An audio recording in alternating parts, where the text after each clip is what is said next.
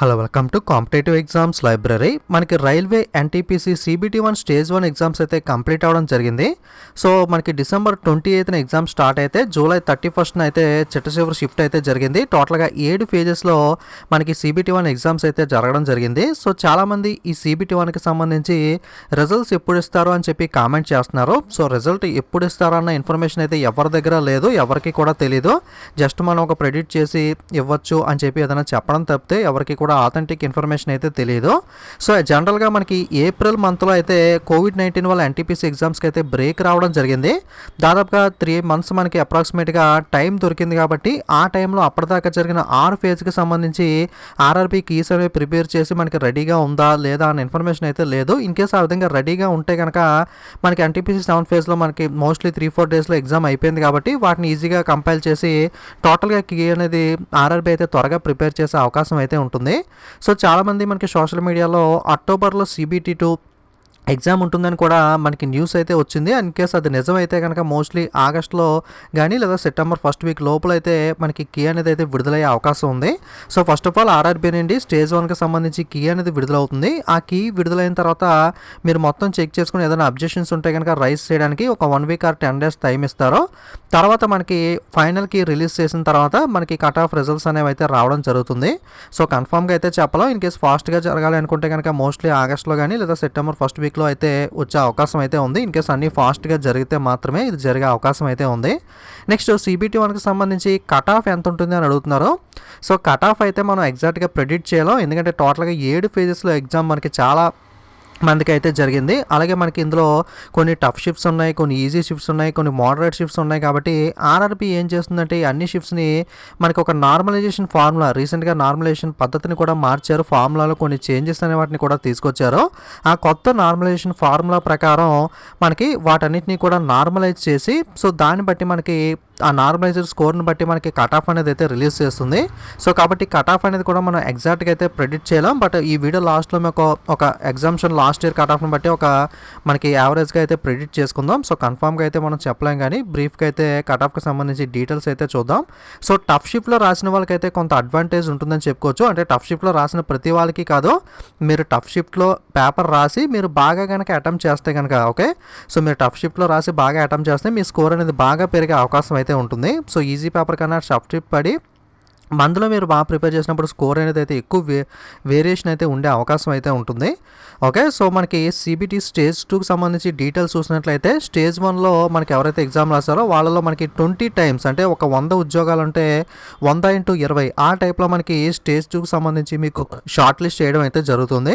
ఇప్పుడు చెప్పే పాయింట్స్ అన్నీ కూడా మనకి ఎన్టీపీసీ అఫీషియల్ నోటిఫికేషన్లో మెన్షన్ చేసిన పాయింట్సే చెప్తున్నాను, నేను ఎక్కడైనా కొత్తగా తీసుకొచ్చినవి కాదు.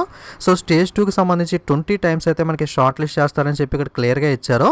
ఓకే. అలాగే ఇక్కడ చూసినట్లయితే సెకండ్ స్టేజ్ కంప్యూటర్ టెస్ట్కి సంబంధించి ఏం చెప్తున్నారు అంటే separate stage 2 state CBT will be taken for each of the 7th CPC level, that is level 2, 3, 4, 5 and 6 with graded difficulty level. Okay. మనకి ఈ ఎన్టీపీసీలో చాలా రకాల జాబ్స్ అయితే ఉన్నాయి కదా. మనకి ఇందులో లెవెల్ 2 కింద కొన్ని జాబ్స్ ఉంటాయి, 3 కింద కొన్ని, 4 కింద కొన్ని, 5 కింద కొన్ని, 6 కింద కొన్ని ఉంటాయి. సో ఈ లెవెల్ని బట్టి డిఫరెంట్ ఎగ్జామ్ అయితే ఉంటుంది. All post following with same level of 7th CPC shall have common second stage CBT. Okay. Same level ఉన్న ఉద్యోగాలన్నింటికి కూడా కామన్గా ఒక ఎగ్జామ్ అయితే నిర్వహిస్తారు.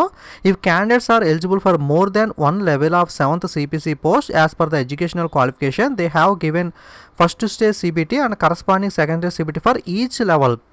ఒక్కొక్క లెవెల్కి ఒక్కొక్క ఎగ్జామ్ ఉంటుంది. కాబట్టి మీరు అన్నిటికీ కనుక క్వాలిఫై అయితే ప్రతి లెవెల్కి సంబంధించి ఎగ్జామ్ అయితే మీరు రాయాల్సి ఉంటుంది అని చెప్పి అయితే ఇక్కడ చెప్పడం జరిగింది. యాక్చువల్గా లాస్ట్ టైం అయితే ఈ విధంగా కండక్ట్ చేయలేదనుకుంటా. CBT1కి అయితే కామన్గా ఒకే కట్ ఆఫ్ ఇచ్చి CBT2 జరిగిన తర్వాత మనకి పోస్ట్ వైజ్గా కట్ ఆఫ్ రిలీజ్ చేశారని చెప్పి నాకున్నంత వరకు ఐడియా ప్రకారం అయితే నాకైతే ఆ విధంగా గుర్తుంది. సో ఈసారి మరి కామన్గా ఒకే కట్ ఆఫ్ ఇస్తారా లేదా, ఇక్కడ నోటిఫికేషన్ అయితే ఈ విధంగా మెన్షన్ చేశారు కాబట్టి మనకి డిఫరెంట్ లెవెల్కి సంబంధించి కట్ ఆఫ్స్ వేరువేరుగా రిలీజ్ చేసి ఆ కట్ ఆఫ్ రీచ్ అయిన వాళ్ళందరికీ, క్వాలిఫై అయిన వాళ్ళందరికీ సపరేట్గా CBT2లో డిఫరెంట్ ఎగ్జామ్స్ పెడతారా అన్నది అయితే చూడాలి. నోటిఫికేషన్లు అయితే ఈ విధంగా మెన్షన్ చేశారు. మీరు కూడా కావాలంటే మనకి ఎన్టీపీసీ నోటిఫికేషన్ PDF అని గూగుల్లో సెర్చ్ చేస్తే మీకు నోటిఫికేషన్ వస్తుంది. అందులో 13.2లో మీకు మెన్షన్ చేశారో క్లియర్గా చెక్ చేసుకోవచ్చు. సో CBT1 ఏ విధంగా అయితే ఉంటుందో ఎగ్జామ్ ప్యాటర్న్ CBT2 కూడా అదే విధంగా ఉంటుంది. కాకపోతే CBT2 కాబట్టి కొంచెం లెవెల్ ఇంక్రీజ్ అవుతుంది. అలాగే క్వశ్చన్స్ అనేవి CBT1లో 100 మార్క్స్ ఉంటే మనకి ఇక్కడైతే 120 మార్క్స్కి అయితే ఉంటాయి. మార్క్స్ అనేవి అయితే 20 మార్క్స్ పెరిగాయి. మనకి జనరల్ అవేర్నెస్ని 50, mathematics 35, general intelligence and reasoning 35, టోటల్గా 90 మినిట్స్ టైంకి అయితే ఎగ్జామినేషన్ ఉంటుంది. PW క్యాండిడేట్స్కి అయితే 120 మినిట్స్ అయితే ఉంటుంది. నెగిటివ్ మార్కింగ్ అయితే 1/3 ఉంటుంది. సేమ్ సిలబస్ CBT1కి ఏదైతే మనకి మ్యాథ్స్ కానీ, జనరల్ ఇంటెలిజెన్స్, రీజనింగ్ కానీ, జనరల్ అవేర్నెస్ మనం చెప్పుకున్నామో సేమ్ సిలబస్ అయితే మనకి స్టేజ్ 2 కూడా ఉంటుంది. కేవలం మనకి మారిందల్లా టోటల్ మార్క్స్ ఏదైతే ఉన్నాయో అవి మాత్రమే మారడం జరిగింది. ఓకే, అలాగే ఇది కంప్లీట్ అయిపోయిన తర్వాత మీకు కంప్యూటర్ బేస్డ్ యాప్టిట్యూడ్ టెస్ట్ అనేది ట్రాఫిక్ అసిస్టెంట్, స్టేషన్ మాస్టర్ కనుక మీరు సెలెక్ట్ అయితే ఈ CBAT ఎగ్జామ్ అయితే మీరు అటెండ్ అవ్వాల్సి ఉంటుంది. మినిమం 42 మార్క్స్ అయితే మనకి క్వాలిఫై మార్క్స్ అయితే దీంట్లో అయితే ఉండడం జరుగుతుంది. అలాగే కొన్ని రకాల ఎగ్జామ్కి సంబంధించి టైపింగ్ స్కిల్ టెస్ట్ అనేది కూడా కండక్ట్ చేస్తారు. ఫర్ ఎగ్జాంపుల్ మనకి సీనియర్ క్లర్క్ కమ్ టైపిస్ట్ కానీ, junior accountant assistant cum typist కానీ, సీనియర్ టైమ్ కీపర్ కానీ, జూనియర్ క్లర్క్ కమ్ టైపిస్ట్ కానీ, అకౌంట్ క్లర్క్ కమ్ టైపిస్ట్ కానీ, జూనియర్ టైమ్ కీపర్, వీటన్నిటికీ కూడా టైపింగ్ స్కిల్ టెస్ట్ అనేది అయితే కంప్యూటర్ మీద అయితే కండక్ట్ చేయడం జరుగుతుంది.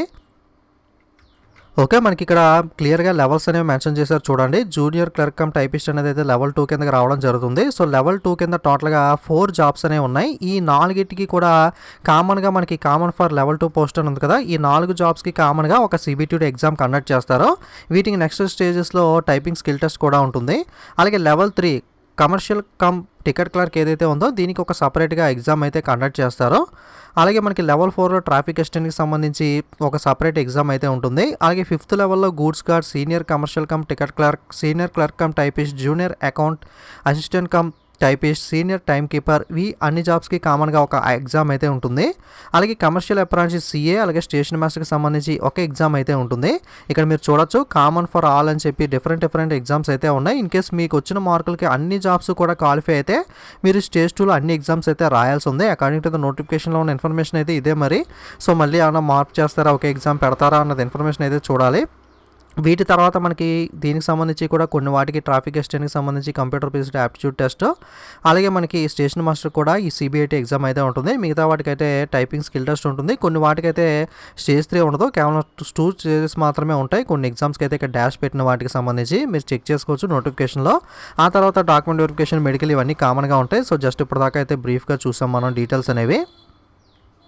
ఓకే, నెక్స్ట్ కటాఫ్ గురించి చాలామంది డీటెయిల్స్ అడుగుతున్నారు కదా. ఈ కటాఫ్ ప్రెడిక్షన్ అనేది కేవలం నా పర్సనల్ ఒపీనియన్ మాత్రమే. మనకి ఇలా ఉంటుందా లేదా అంటే నాకు ఆస్ట్రాలజీ అయితే రాదు కదా, మనకి ఫ్యూచర్లోకి వెళ్ళి కటాఫ్ ఎంత ఉంటుందని చెప్పి తెలుసుకుని చెప్పడానికి జస్ట్ నా ప్రెడిక్షన్ మాత్రమే, మీకు ఒక బేసిక్ అయితే కోసం మాత్రమే చెప్తున్నాను. సో 2016 మనకి last time NTPC CBT1 cutoff చూసినట్లయితే మనకి హైయెస్ట్ కటాఫ్ చూసినట్లయితే చండీగఢ్ బోర్డుకి 100లో 83 మార్క్స్ అంటే 82 పాయింట్ అప్రాక్సిమేట్గా పెట్టారు. రౌండ్ ఫిగర్ చేసుకుంటే 83 హైయెస్ట్ కటాఫ్ మనకి చండీగఢ్ బోర్డులో ఓవరాల్ అన్ని జోన్స్ కలుపుకొని చూసుకుంటే హైయెస్ట్ వచ్చి 83 కట్ ఆఫ్ అయితే ఉండడం జరిగింది. మీరు ఒకటి గమనించాలి, కట్ ఆఫ్ అనేది మనకి రా మార్క్స్ బేస్ చేసుకుని కాదు, మనకి నార్మలైజేషన్ స్కోర్. అంటే మీకు బాగా టఫ్ షిఫ్ట్లో బాగా ప్రిపేర్ చేసినట్లయితే మీకు 60-65 మార్క్స్ వచ్చినా సరే అది దాదాపుగా 20 మార్క్స్ కూడా ఒక్కొక్కసారి 80 మార్క్స్ అయ్యే అవకాశం కూడా, మ్యాక్సిమం 20 మార్క్స్ కానీ 15 మార్క్స్ కానీ 10 మార్క్స్ కానీ ఇలా కూడా పెరిగే అవకాశం ఉంటుంది. కాబట్టి సో మీకు కట్ ఆఫ్ అనేది పెరిగే అవకాశం అయితే ఉంటుంది. సో కొన్ని జోన్స్లో కాంపిటీషన్ బాగా ఎక్కువ ఉంటుంది కాబట్టి కొన్ని జోన్స్లో బాగా ఎక్కువ కట్ ఆఫ్ అయితే ఉంటుంది. ఇదైతే గమనించండి. లాస్ట్ టైం 83 అయితే కట్ ఆఫ్ ఉంది. సో 2016లో ఇప్పుడు ఇంకా కాంపిటీషన్ అనేది ఇంక్రీజ్ అయితే అయింది కాబట్టి సో కట్ ఆఫ్ పెరుగుతుందా లేదా అని అయితే మనం చెప్పలేం. ఎందుకంటే అది కాంపిటీషన్ బట్టే కాదు, పేపర్ని బట్టి కూడా ఉంటుంది కాబట్టి పేపర్ స్టాండర్డ్, నార్మలైజేషన్ ఇవన్నీ కూడా ఫ్యాక్టర్స్ అనేవి ఉంటాయి కాబట్టి. So last time Secunderabad cut off కూడా ఒకసారి చూసినట్లయితే 77 అండర్జర్లో అయితే ఉంది.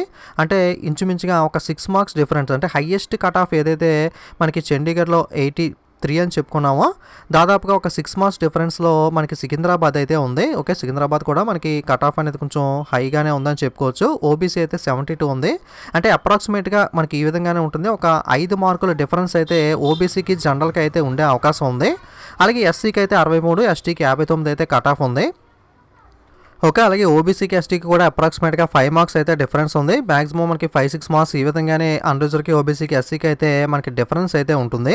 ఓకే, అలాగే ఈడబ్ల్యూఎస్ కట్ ఆఫ్ అనేది కూడా చూసుకుంటే ఈసారి ఈడబ్ల్యూఎస్ అనేది కూడా ఉంది కదా. సో ఈడబ్ల్యూఎస్ అయితే నా ప్రెడిక్షన్ ప్రకారం ఓబీసీ కన్నా కూడా ఈడబ్ల్యూఎస్ కట్ ఆఫ్ అయితే తక్కువ అయితే ఉండే అవకాశం అయితే డెఫినెట్గా ఉంది. సో నా ప్రెడిక్షన్ ప్రకారం డెఫినెట్గా మనకి ఓబీసీ కన్నా కూడా ఈడబ్ల్యూఎస్ కొంచెం ఒక 5 మార్కులు తక్కువ అయితే ఉండే అవకాశం అయితే ఉంది.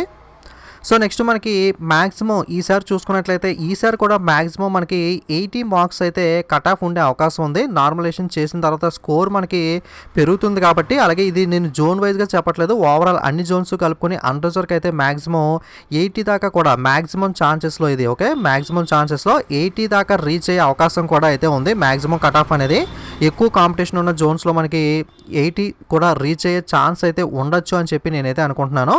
ఓకే ఇది మ్యాక్సిమం కేసెస్లో మాత్రమే. ఓకే రేర్ కేసెస్లో మ్యాక్సిమం మనకి 80 దాకా కూడా వెళ్ళే అవకాశం అయితే ఉంది. సో ఉజ్జాయింపుగా రఫ్గా చెప్పాలంటే ఎక్కువగా అయితే ఎక్కువ ఛాన్సెస్ అయితే మనకి ఎక్కువ బోర్డ్స్లో 65 to 70 మధ్యలోనే కట్ ఆఫ్ అనేది అయితే ఉండే అవకాశం ఉంటుంది. ఓకే సో కట్ ఆఫ్ చూసి కంగారు పడకండి, జస్ట్ నేను అజంప్షన్ మాత్రమే హైయెస్ట్ మ్యాక్సిమం ఛాన్సెస్లో అయితే కట్ ఆఫ్ అనేది చెప్తున్నాను. అది కూడా కేవలం అన్రిజర్వ్కి మాత్రమే చెప్తున్నాను. అంటే ఓపెన్ కేటగిరీకి సంబంధించి ఏ జోన్లో అయినా సరే మనకి 80 రీచ్ అయ్యే అవకాశం అయితే ఉంది మ్యాక్సిమం మనకి నార్మలైజేషన్ ప్రకారం. సో ఇంచుమించుగా సికింద్రాబాద్ చూసుకుంటే ఇన్ కేసు మనకి లాస్ట్ టైం లాగా ఏ తిరువనంతపురంలోనూ చండీగఢ్లోనూ హైయెస్ట్ 80, 82 ఈ విధంగా కట్ ఆఫ్ ఉంటే మనకి సికింద్రాబాద్ 75, 77 ఆ విధంగా అన్రిజర్వ్ అయితే ఉండే అవకాశం ఉంది. తర్వాత మనకి ఒక 5 మార్క్స్ లెస్ అయితే ఎస్సీ అనేది ఉంటుంది.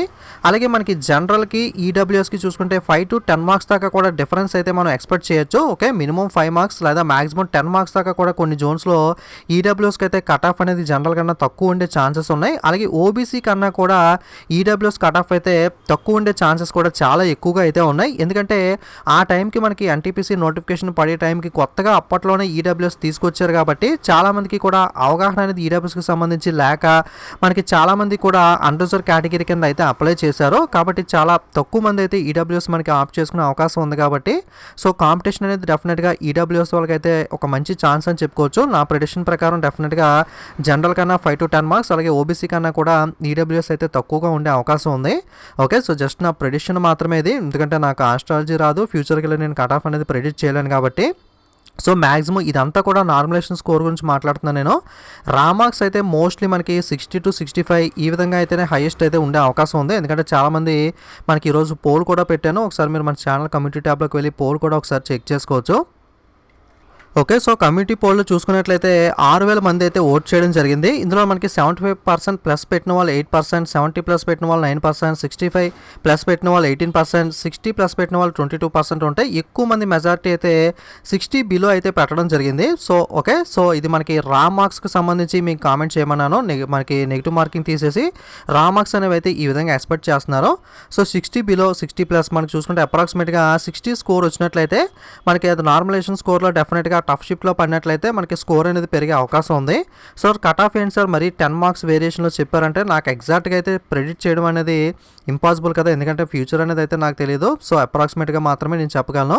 సో ఏ జోన్కి ఎంత కట్ ఆఫ్ ఉంటుంది, ఏ కేటగిరీకి ఎంత ఉంటుంది అని ప్రెడిక్ట్ చేసి నేనైతే చెప్పలేను. సో అంత ఆస్ట్రాలజీ అయితే నాకు రాదు. సో జస్ట్ ప్రెడిక్షన్ కోసం, అది కూడా మీరు చాలామంది అడుగుతున్నారు కాబట్టి అప్రాక్సిమేట్గా అయితే లాస్ట్ ఇయర్ని బట్టి ఒక బేస్ చేసుకుని అయితే చెప్తున్నాను. సో ఇంతకన్నా తక్కువ కూడా ఉండే అవకాశం కూడా చాలా ఎక్కువగానే ఉన్నాయి. చాలా వరకు మనకి తక్కువ మంది అటెండెన్స్ అనేది కూడా కొంతవరకు తగ్గింది. అలాగే మనకి పేపర్స్ అనేవి కూడా కొన్ని టఫ్గా వచ్చాయి కాబట్టి మేబీ ఇంకా కూడా తగ్గచ్చు. జస్ట్ ఒక నేను చెప్పింది అయితే మ్యాక్సిమం బేస్ చేసుకుని అయితే చెప్పాను. మ్యాక్సిమం ఛాన్సెస్లో ఎక్కువగా ఉండే కట్ ఆఫ్ని బేస్ చేసుకుని ఇంతవరకు ఉండొచ్చు అని మ్యాక్సిమం చెప్పాను, మినిమం కట్ ఆఫ్స్ అయితే చెప్పలేదు. ఓకే ఒక 5 మార్క్స్ ఇంకా లెస్ కూడా అయితే ఉండొచ్చు.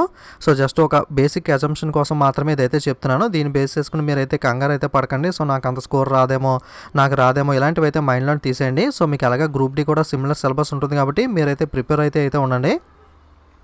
ఓకే గ్రూప్ డీకి సంబంధించి కూడా ఈ మంత్లో డెఫినెట్గా ఏదో ఒక అప్డేట్ అయితే ఎక్స్పెక్ట్ చేయొచ్చు. మనకి తొందరలో ఏదైనా అప్డేట్ అయితే ఆర్ఆర్బీ నుండి అయితే మనకు రావచ్చు. అఫీషియల్గా ఏదైనా అప్డేట్ వచ్చినా, ఇన్ఫర్మేషన్ తెలిసినా తప్పకుండా మన ఛానల్ అయితే ముందుగా ప్రొవైడ్ చేయడానికి ట్రై చేస్తాను. సో రైల్వే ఎగ్జామ్స్కి సంబంధించి ప్రిపరేషన్ వీడియోస్ కానీ అలాగే మనకి అప్డేట్ వీడియోస్ కానీ పొందాలనుకుంటే తప్పకుండా కాంపిటేటివ్ ఎగ్జామ్స్ లైబ్రరీ ఛానల్ని సబ్స్క్రైబ్ చేసుకోండి. అలాగే మనకి టెలిగ్రామ్ గ్రూప్ లింక్ కూడా డిస్క్రిప్షన్లో ఇస్తాను, లేదా టెలిగ్రామ్లోకి వెళ్ళి కాంపిటేటివ్ ఎగ్జామ్స్ లైబ్రరీని సెట్ చేసి జాయిన్ అవ్వండి. అక్కడ కూడా మీకు అప్డేట్స్ అనేవి అయితే ప్రొవైడ్ చేస్తూ ఉంటాను.